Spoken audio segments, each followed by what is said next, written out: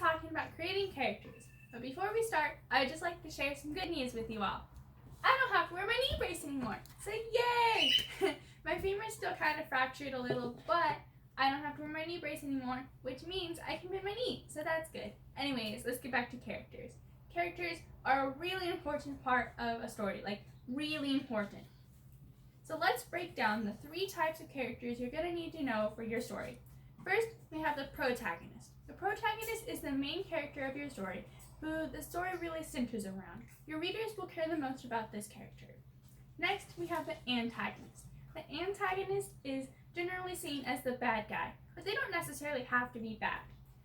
The antagonist is simply just the character who opposes your protagonist in the story, thus creating a conflict. Together, the antagonist and the protagonist drive the plot.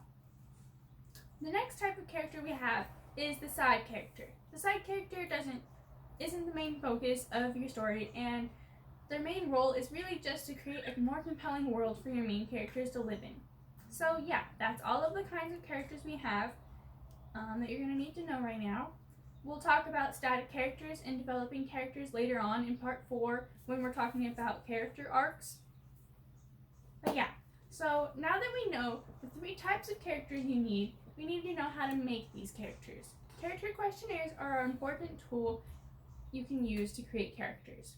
I'll attach a character questionnaire template and example down in the description below.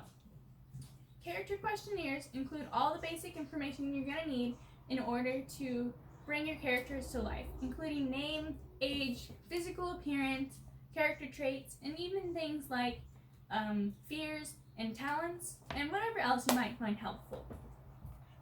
You can make your own or find one that's already made that works good for you. I also find it helpful to answer the questions as your character would, as if they were the ones filling out the questionnaire. You might also find it helpful to draw out your character if you're a more visual person.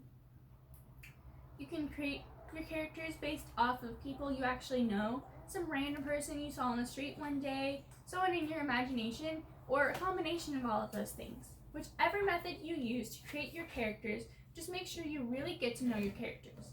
For today's activity, create a character, or multiple characters if you want.